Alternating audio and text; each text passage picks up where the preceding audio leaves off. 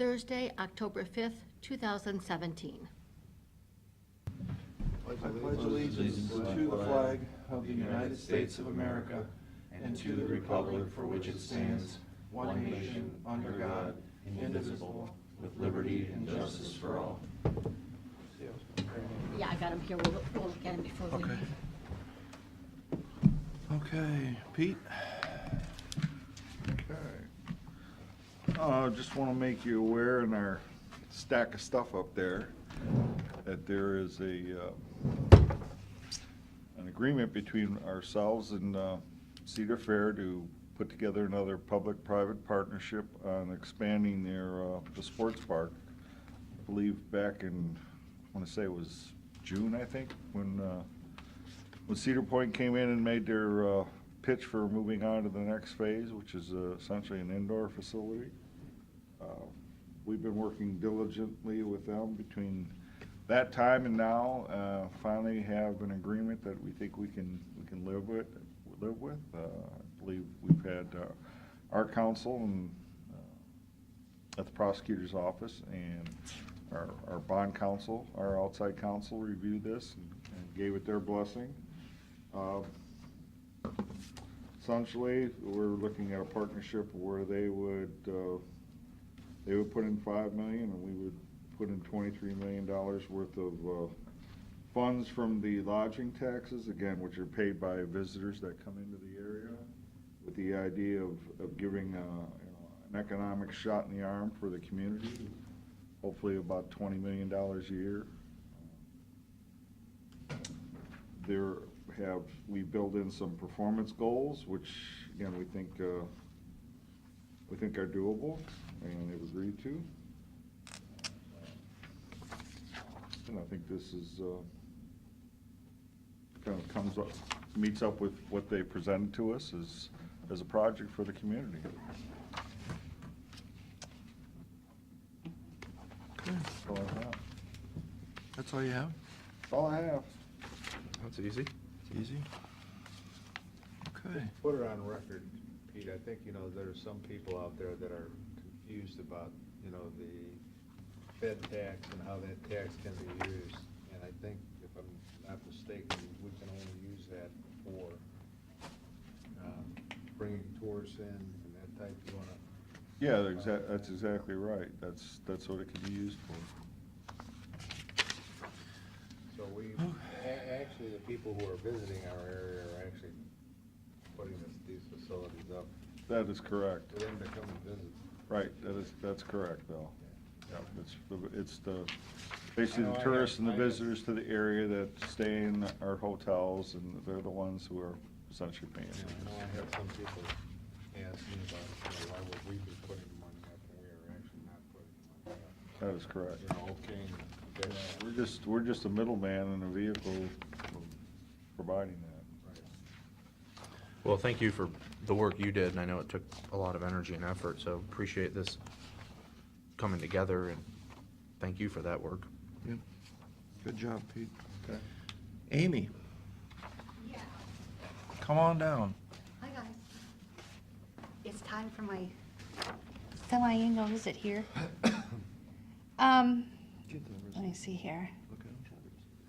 I'm just going to go over 2017, and then I'll have a little blurb over about 2018. Our lottery hunt at Edison Woods Metro Park is open.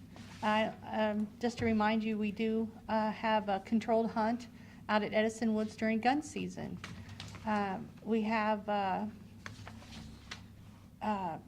ADA hunting. I can't think of the term this year for that. Handicapped, it used to be handicapped. I'm sorry. Yeah, people who are physically challenged can hunt during that week. And we also have, it changes every year, Sure. But that lottery is very popular. Not all that successful. We seem to draw people who can't hit the broadside of a barn, but everybody has a great time.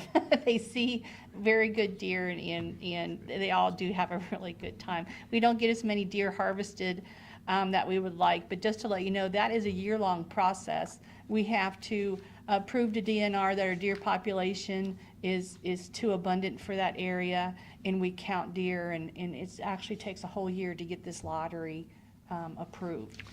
When you say you don't get as many as you would like, what, There because you should can't be- get enough, There should be, we have 5 areas in 25 hunters, and we would like each hunter to at least call one deer, out harvest one deer, and they usually don't. They seem to always be waiting for that trophy, if they can, or really, the last 2 years, it is kind of humorous. We have guys that, from here to that wall and miss the deer. I mean, they just don't, they get so excited they don't hit the deer. And we would wish that more deer would get harvested out of there, but we still think it's a very worthwhile project. Is it bow and gun? Nope, just gun, Okay. during gun season. Yeah, we close off the park 2 weeks early. We monitor it. We, 6 foot by 4 foot signs, and yeah. yeah, we're very careful there. But it is a very, very popular happening. We're preparing plans. We're going to have, we have the new Steinen area. It is Mr. Steinen's life estate. It is to open in 2020, so we are working on restoration plans for that and trail plans for that area. We had a very successful monarch butterfly season. We have a new pollinator patch out at Osborne Park, and we do not mow our milkweed plants, so we could help with the monarch. It's kind of struggling right now. But we did tag monarchs and send them off, and we do bring them inside so we can monitor and check them off. Tag 'em on our butterfly. When I first heard that, I thought they put little bands on their legs. No, they put little dots on their wings. And then when they go down to South America, they actually know it's our dot, and we get feedback. So we know what makes it. It's true, I swear. I didn't know all this stuff, but yeah, because I always thought, how do you tag a butterfly? But it's a dot. It's a dot on the wing, and it's numbered, and it has our identifier on it. So the collectors down in South America can get its feedback. Anyway, a little, like a band on a leg or something. It's cracked me up. Things that have happened. Osborne Park, all the shelter houses have new roofs. We reworked the children's forest, and we have a new outdoor amphitheater and teaching area. So those are all.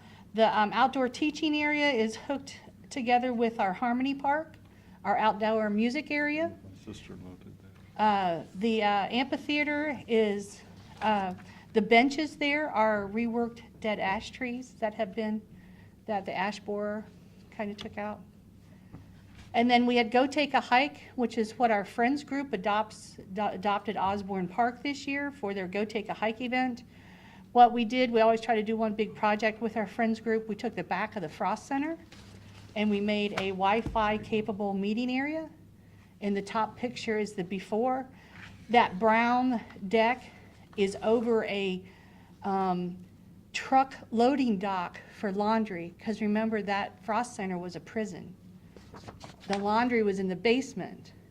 So that deck that brown deck on the right of the top picture, or the yellow on the bottom picture, is covering a 10-foot truck entrance, 10 foot down. You know how they used to back in. So I think it's a good use of a space. And then you look into our outdoor fitness adventure, which is where the pool was. And the reason we can do this now and look nice is because we took down the bathhouse. The bathhouse was spooky. It hadn't been used in 10 years, 15 years. The Wakefield Metro Park had some wall repair done. It has two, Wakefield Metro Park is on the corner of the river and the lake in Vermillion. And the river was eroding out. It was curving and eroding out, taking away. And the break wall there is owned by the Corps of Engineers, but it's early 1900s. And then there's a wall that's 6 feet behind that is late 1800s. So we had to dig out from that and restore that before we lost that Metro Park. But it's all fixed now. So the back of the Frost Center is a new outdoor meeting area. And then Edison Woods Metro Park is still our most passive park, but we are working on maintaining trails and culverts because we do have horse traffic out at Edison Woods. Programs this year, our programming department had 7 full weeks of summer camp, all full. As of in October of 2017, our 3-person programming department has provided 447 programs for roughly 25,000 people. So we have archery camp, a stream stomp, outdoor days. You can see little train rides there and horse rides. We have a window on nature, which used to be chicken coops on East Sandusky Bay. You can go and sit inside those chicken coops, which are renovated now. And we have feeders that are just outside, and you can sit and bird watch. So we had Project Feeder Watch in the spring, and we'll do it in the fall too during the migration period and see what's coming through at what time. And we had a camp called Dress for the Mess. Where does your little train go to, or start from, or go? At East Sandusky Bay, we call it the Bogart House on Cleveland Road, just east of Sports Force. You have the old drive-in. Those houses back there? Yeah, the first house is the railroad's headquarters. And they have 6 or 7 rides a year. And they're free. And you can park at the old drive-in and walk through a path they've made. And it's a nice ride. Cleveland, isn't But they did that all themselves. It's done pretty special because that too is a preserve. So they couldn't stop the water from going anywhere. They had to use all natural materials. You know, it looks, you know, like they just kind of went in and did things. They weren't allowed to take down a tree, you know, so we had some discussions, you know, at the beginning, you know, but they've done very well. They've been a very good partner. And that's just a group. It's not your We have- employees. It's like a. We have 29 groups that partner with us. But I was talking about Anywhere- the railroad. Don't they have like a little steam engine operator? They make them themselves. Hmm. They're a hobby. We have quilting people to bonsai people. You know, we have a lot of different partners. But yeah, the railroad guys, it's hobbyists, and they build their own from kits, and they have people come from all over the country. It's quite an in-depth. I said, looking at that picture, it looks like adults that are on the back there. Yeah, there's usually an adult running it in the front and then a kind of a monitor on the back. Oh yeah, I ride it. They've given me rides. It's kind of fun. One of those perks of the job, you know. You get to go out and have fun today. Events and fitness. Again, with our friends group, we held the Run the Rock. It's a 5K walk and run, which is held out at Cal State Quarry. Very popular, early June. We have a weekly Get Fit Club, which meets on Tuesday nights. That's a picture of the Pound Fitness class. They have drumsticks and an instructor for an hour. You do a rhythmic exercise.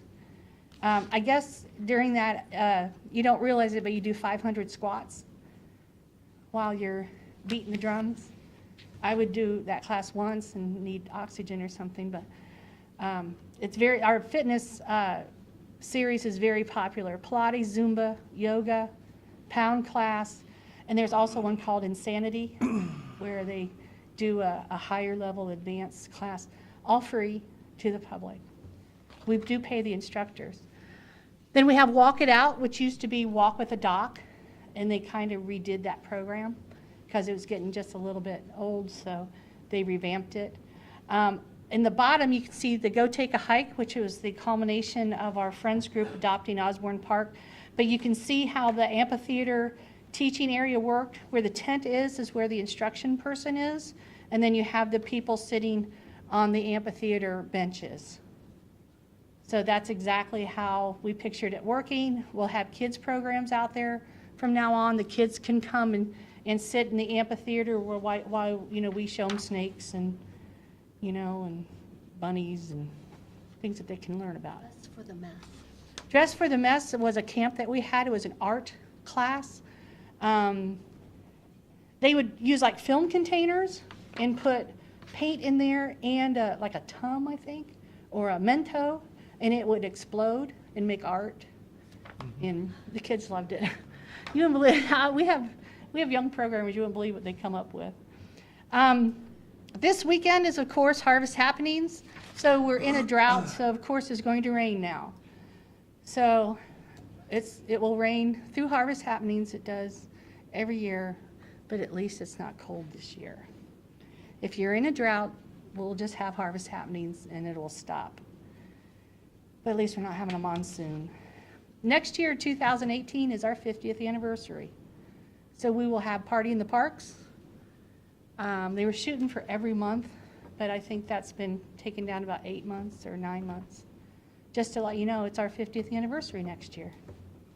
Cool. So that's all I have, guys. Okay, thank you. It's Thanks for been- coming out. Sure, thanks for having me.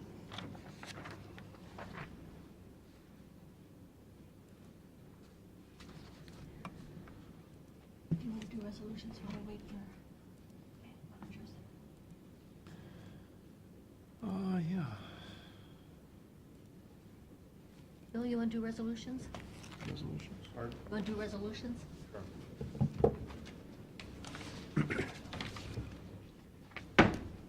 Thank you, guys. Hi, Thanks. Amy. Resolution of the Board of County Commissioners of Erie County, Ohio, for the purpose of entering into a corporate agreement with City Point Park LLC. Second? Mr. Monahan? Yes. Mr. Old? Yes. Mr. Shenigo? Yes. Resolution of Board of County Commissioners for the purpose of releasing any liens or claims against property now or formerly owned by Bill located at 9406 Milan Road. Second? Mr. Monahan? Yes. Mr. Old? Yes. Mr. Shenigo? Resolution for the first signing into a memorandum of understanding with Mental Health and Recovery Board, Erie and Ottawa Counties. Second? Mr. Monahan? Yes. Mr. Old? Yes. Mr. Shenigo? Yes. Authorizing the county auditor to make supplemental appropriation. Second? Mr. Monahan? Yes. Mr. Old? Yes. Mr. Shenigo? Yes.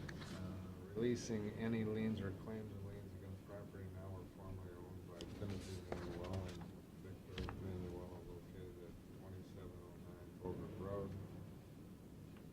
Second? Mr. Monahan? Mr. Old?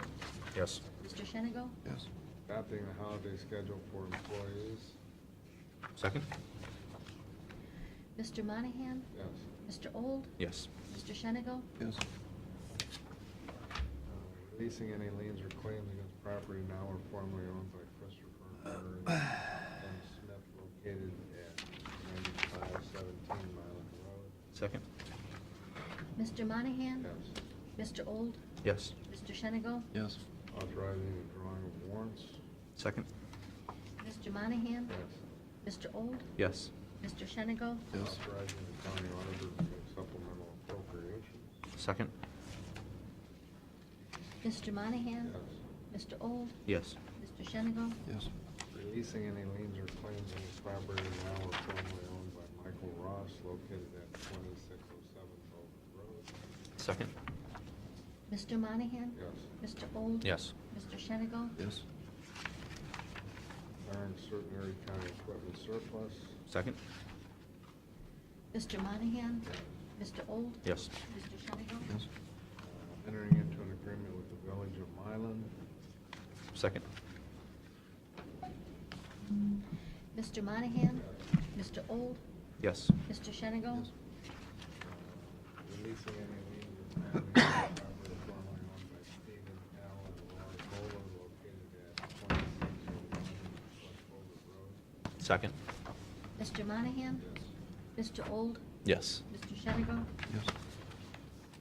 Releasing any liens against property now or formerly owned by Norbert Jr. Located at 1907 Wade Boulevard. Second? Mr. Monahan? Mr. Old? Yes. Mr. Shenigo? Releasing Yes. any liens or claims against property now formerly owned by Beulah Beach Corporation located at 6101 Westlake Road, Lane. Second? Mr. Monahan? Yes. Mr. Old? Yes. Mr. Shenigo? Yes. Releasing any liens or claims against property now or formerly owned by Lewis and Mary Slusher, 4105 Campbell Street. Second? Mr. Monahan? Yes. Mr. Old? Yes. Mr. Shenigo? Yes. Declaring certain items surplus and ordering sold. Second?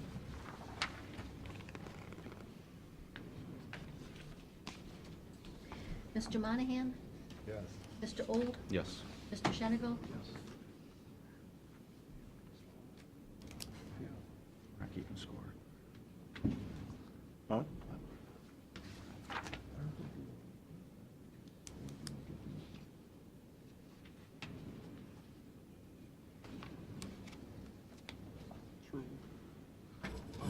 It's probably only a certain date that this bid is open.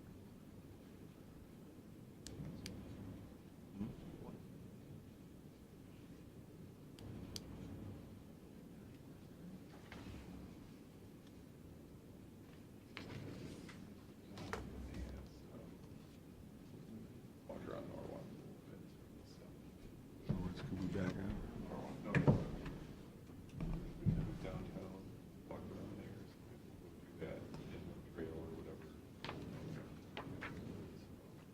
Jack, what are you guys doing on Berlin Road? What are you doing on Berlin Road at Berlin and, yeah?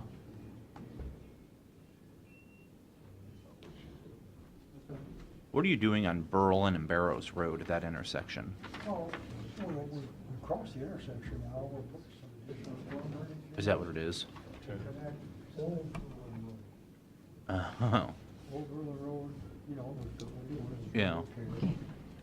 That drainage is never updated all the way there, and there's been drainage problems in there. So that drains down to the creek then? Yeah, Okay. yeah. I was looking at it and I'm like, wonder what they're doing. All ends up down Old Mill Creek. All right. How long's the road closed for? It'll be open probably at the end of the day. Oh, great. Good? Mr. Monahan? I should have one more motion there for November meetings, if you want to do that as soon as Mr. Shenigo comes back.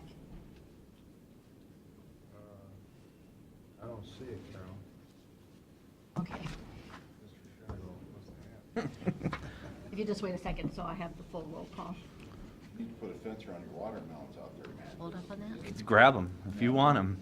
Oh, They're all I know. yours. Um, Matt? I had big plans and just never got around to it. Chapter 2.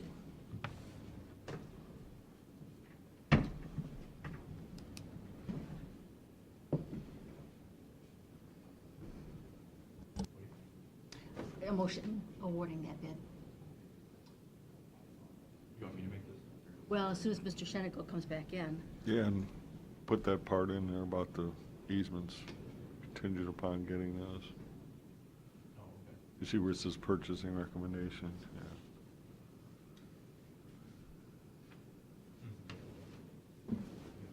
Okay.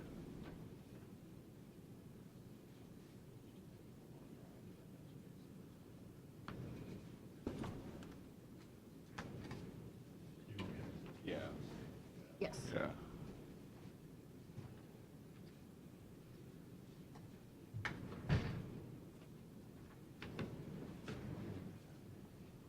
Okay, if you agree, please cancel the following meetings by motion.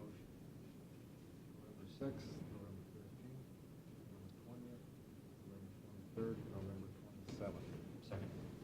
Mr. Monahan? Yes. Mr. Old? Yes. Mr. Shenigo? So that means we're not having any meeting during No Monday meetings. Thanksgiving. Right. And I have a motion here to award the bids contingent on obtaining the necessary easements for the Route 4 drainage improvements. So moved. Mr. Old? Yes. Mr. Monahan? Yes. Mr. Shenigo? Yes. All right. Thank you.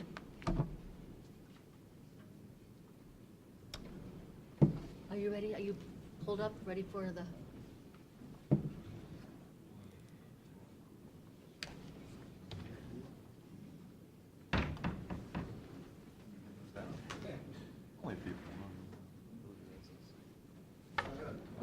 Good morning, gentlemen, Carolyn, everybody.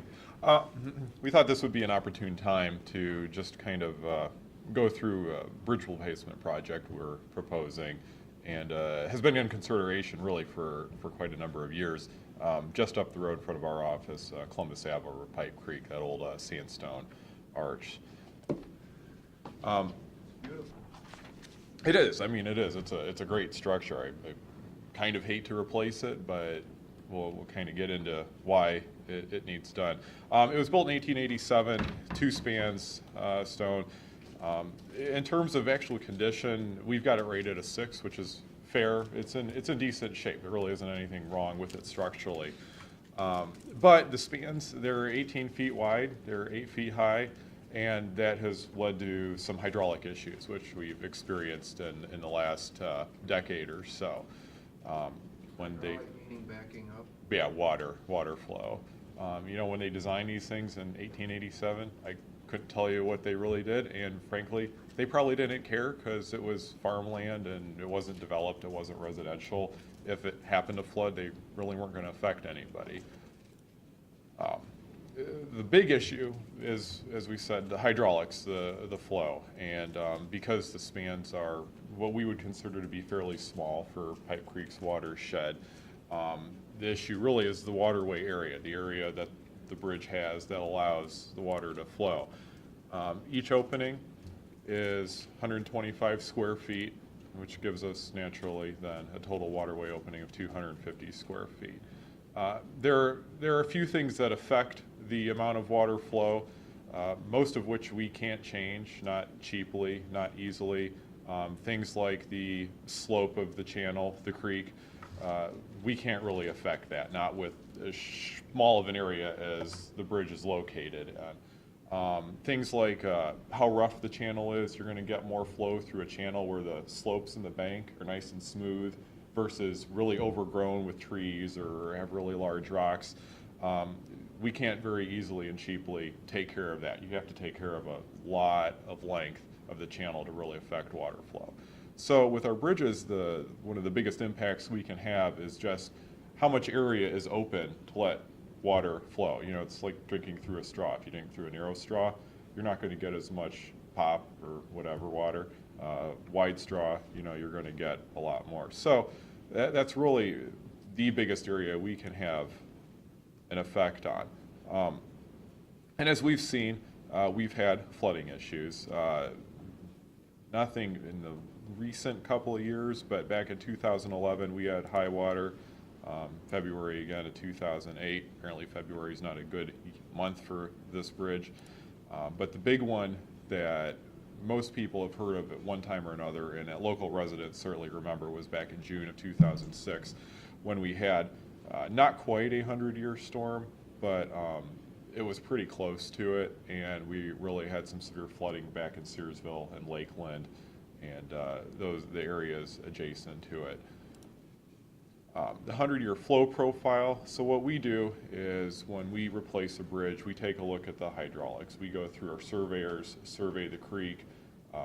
We are able to calculate how much water flows through the bridge for different rainfall events based on data that has really been collected statewide over the last 40 or 50 years in great detail, which allows us to generate a fairly good estimation of what we expect Pipe Creek will handle for 2-year storms, 5-year storms, 25-year storms, 100-year storms, even 500-year storms.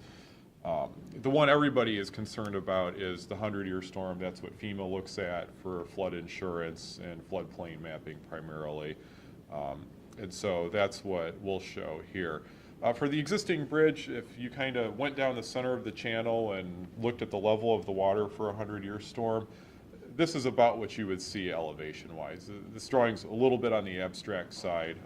We'll see this again a few slides on when we talk about the new bridge. But suffice it to say, when we run through our software programs, all of our data, it shows 100-year just basically at the top of the bridge, slightly spilling over Columbus Ave, and then continuing on downstream. Right here, this area right here where it says B&O Railroad, that is a rather significant obstruction to Pipe Creek flow. That's not anything we're addressing with this project. That's all on private property. But, excuse me, but you may hear further on that because Mr. Jonovich over at EMA is heading up a rather comprehensive study of Pipe Creek, really from the bay all the way to NASA. And I know their consultant debt is one of the particular areas they're looking at. But again, not part of our project. Our proposed bridge, we're going to really lengthen that span, open that waterway area up. We're going to do it at a single span. Multiple spans are nice, but the center pier where the two arches come together in the middle, that's a great place to collect debris, old tree trunks, brush, that kind of stuff as it comes on through. And you start collecting debris, that obstructs water flow and kind of reduces really the effective area water has to flow through the bridge. So we're going to do it in a single span. Almost 80 feet between abutments, really increase the waterway opening. We are going to preserve part of the original bridge, reflecting on its historic nature, but also it helps us out too. The kind of outside abutments, the two ends, we're going to keep those in as like a low flow channel, so it'll keep when there's just low flow rather than having water spread out over this wide channel bottom. The courses of blocks will remain underneath the bridge to kind of guide water during those low flow events. Just keep it channelized in the middle, keep that cleaned out. Did Mr. Fortney think of that idea? Yeah, he wants me to say yeah, so we'll let him take the credit for that. Smart man. Yeah. Glad you got it on the team. We're happy to have him. Anyway, this is what the proposed bridge is going to look like. Now, if you're like me, you can look at that and that makes complete sense. If you're like 95% of the people who don't do engineering every day, yeah, this means nothing. The bad thing about engineers, when we draw pictures, pictures worth 1,000 words, we then tend to put 1,000 words on our pictures too, which makes it that much harder for everybody to figure out. So we'll get a little easier to read here. This basically is what it's going to look like. This is the picture you drew. Yeah, based on our engineering drawings. In profile, this is what it's going to be. It's going to be an all-concrete structure. One of the big changes, the guardrail we have along the current bridge isn't exactly pedestrian-friendly. And because we do have sidewalk on the bridge, we need to put back something that meets pedestrian requirements in terms of height, in terms of opening, that sort of thing, so we don't have people tumbling off the side of the bridge. So that'll be one of the big differences. Columbus Ave has 4 lanes right now. We'll still be able to carry 4 lanes. Unrelated project, we're going to be resurfacing Columbus Ave most likely next year. We're considering kind of playing around with the lane configuration and how we want to handle the 2-way left turn lane that is in front of the facility now, whether we want to extend that further north towards Perkins Ave or whether we want to carry 4 lanes. We're kind of leaning toward maybe carrying that 2-way left turn lane further north, and so it would be roughly a 3-lane section, and kind of playing around with some of the turn lanes to better facilitate traffic flow through there. But no matter what we decide, we'll be able to get 4 lanes if we need to across the bridge. We'll do sidewalks on both sides. So there's our 78-foot span. We'll do 7-foot 6-inch sidewalk along the west side. There's no sidewalk there right now. It's hit or miss along the houses in front of Searsville. There is occasional pedestrian traffic. We need to accommodate that. We'll do 4 12-foot travel lanes, the ability to handle those. The final lane arrangement, like I said, is kind of, we're kicking around the office. And then the east sidewalk, which is where the heavy pedestrian traffic is. We get people walking up and down along Columbus Ave all the time on that side. Will be just short of 11 feet wide on that to handle that. So as you may remember, we just talked about the openings being 125 square feet for the old arch. And this is just in kind of a schematic view how the new bridge will compare. And that's kind of blanketed on top of each other. As you can see, really opening that up. And we end up with 580 square feet of waterway opening versus 250 square feet. So more than double what's out there right now. Here's what our new flow profile is going to look like. So we had the old flow profile, and this is the new one. And this is how we're going to affect it. We're going to raise the bridge just slightly. This helps us with our waterway clearance. But on the whole, because of the improvement in waterway opening, we're going to lower, according to our calculations, the water levels by 15 inches to 18 inches upstream of the bridge until you get to the B&O bridge. Once you hit there, it's back to normal. What we're doing here really doesn't have any effect on that. Downstream, the channel really slopes off. I mean, it gets steep until really it hits 250. And because one of the concerns is, well, are we sending more water toward those people? And no, because that channel is so steep, its capacity is so huge because of that steepness that it really doesn't affect anything downstream. So that's a concern that's been expressed to our office with some residents, and we're showing that that's really not going to have an effect. Now, the other thing I want to cover is, how do we know that the structure we've picked is optimal? And so what we've decided to do is we modeled the channel as if there were no bridge at all. We just take the bridge out, it's just an open channel, and what would happen. And this is what it looks like. So you can see that with the new bridge, we're within a couple of inches of if the channel had no bridge at all. In fact, we're a little bit lower just because we are widening the channel. We're getting a little bit of more efficiency through there. So this tells us that really our proposed bridge is pretty optimal. If there were no bridge there, we're really close to hitting that with the profile. And so if we went longer, you know, we're probably not going to gain really any improvement. And if we went shorter, we're going to end up, you know, maybe that waterway opening isn't quite as big as we would like to. So we really think we've gotten the optimal solution. In terms of floodplain, and again, the floodplain is going to be something that Mr. Janovich's study is really taking a close look at up and down the whole Pipe Creek area, and in terms of the overall effects of the floodplain. And they're aware of this. We've sent them the plans. They're including this in their study, the effects of this. But this is roughly what we show the floodplain to be. This is different from what FEMA shows, and that's part of why Mr. Janovich is doing his study. FEMA is based on older data. It's based on an older computer model. The initial data was collected in the 60s and the 70s. Flow data has improved since then. Calculations and computer models have improved since then. So those updates cause FEMA to be where they have calculated. They're a little bit different than what we would calculate now. But with the old bridge, this is what we kind of show the floodplain now. And with the new bridge, this is where we show it kind of constricting to, shrinking to, because of that 15, 18-inch elevation difference. So we're quite a bit reduced, especially in these areas right here for Lakeland subdivision, and a little bit along here along this north edge of the floodplain for Searsville. Now, the proposed bridge, we have a federal grant for. Our construction costs right now in round numbers, we're at about $1.5 million. We have an 80% federal grant, which covers between 1.2 and 1.3 million. The remaining 20%, nominally will be motor vehicle and gas tax. We are getting some credit from ODOT that will offset that. We're in the final steps of working that out with them and figuring out what that dollar amount will be. So in all likelihood, our local share is actually going to be much, much lower than that.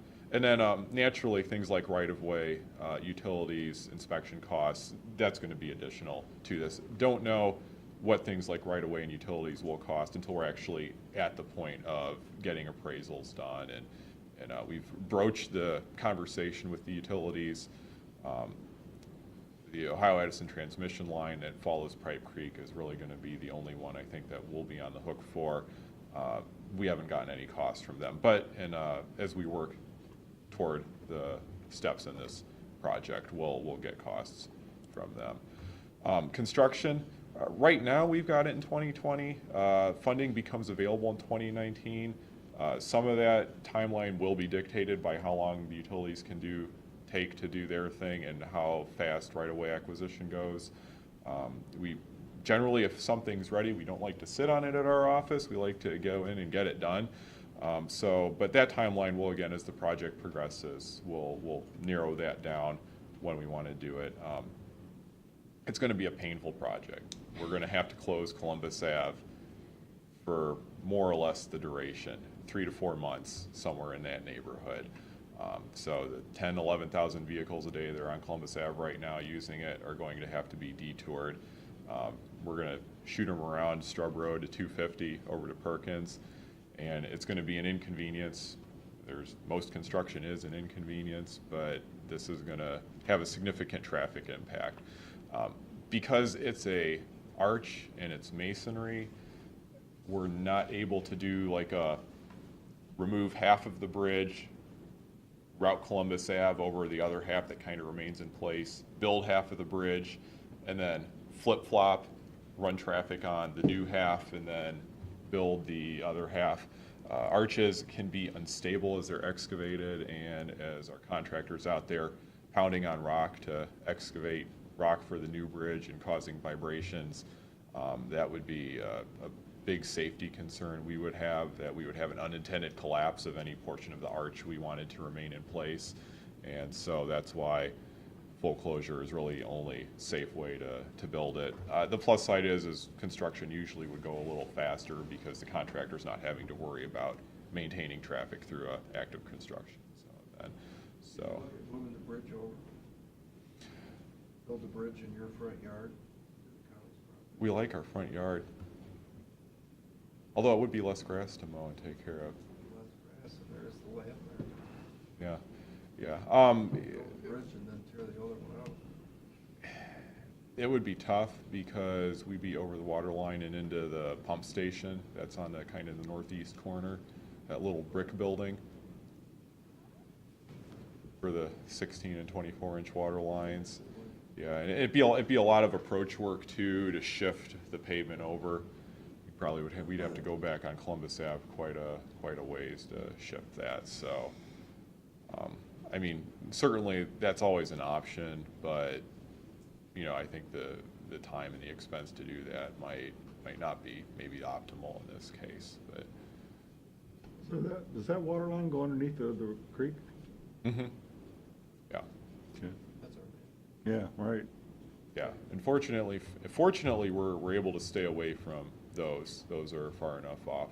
We shouldn't affect those two big ones at least. So there are two little ones. There's a 6-inch and a 12-inch water line right on top of the bridge that actually run under the Columbus Ave pavement. We'll have to move those, but those are small compared to the 24-inch that's Right. along the east side of the pavement. So, any questions, comments, thoughts, reactions? Sounds like a long time away. Yeah, It'll be here before we know it. it will be. Long time away, but it'll go quick. So, all right. Thanks for presenting this. Thank you, gentlemen. Nice job, man. Drop a road coming. It's done. It's open. Oh, it's Yeah. open? Yeah, it's real. It's real nice. It turned out real. Were you talking the turnpike or the other bridge? Turnpike. Oh, the turnpike? Oh, that, yeah. Don't get us started on the turnpike. I was saying, I swore I drove by and it still said closed. Drop the other one that's closed. Okay, so now we have access So we need to recess into, management board. Access Management Board. Mr. Monahan? Mr. Old? Mr. Shenigo? Second, let me get the sign-in sheet. Good, you got it. Okay, what did I do with Is this a tricky one? it? No, he's heading out the presentation they just gave. Oh, No, this is a no-brainer. yeah. Matt, are you gonna handle this? Yep. All right. Long time no see. This is, yeah.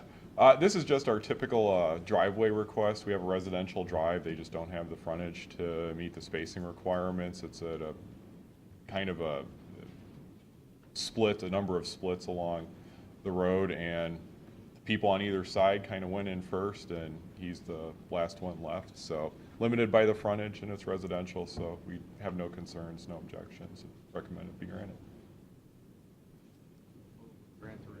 You have a resolution there. Please. There is, why don't you just say you adopt a resolution granting the request. So moved. Mr. Old? Yes. Mr. Monahan? Yes. Mr. Shenigo? Yes. Motion to go back into regular session. Mr. Shenigo? Yes. Mr. Old? Yes. Mr. Monahan? Motion to adjourn. I have one question. Pete, for this Tim Jonovich form, are we getting reimbursed this money for this talent? Yes, overtime, everything. Yep. Motion to adjourn. Second. Thank you, guys. Thank you. Thank you, John. Mr. Shenigo? Yes. Mr. Old? Yes. Mr. Monahan?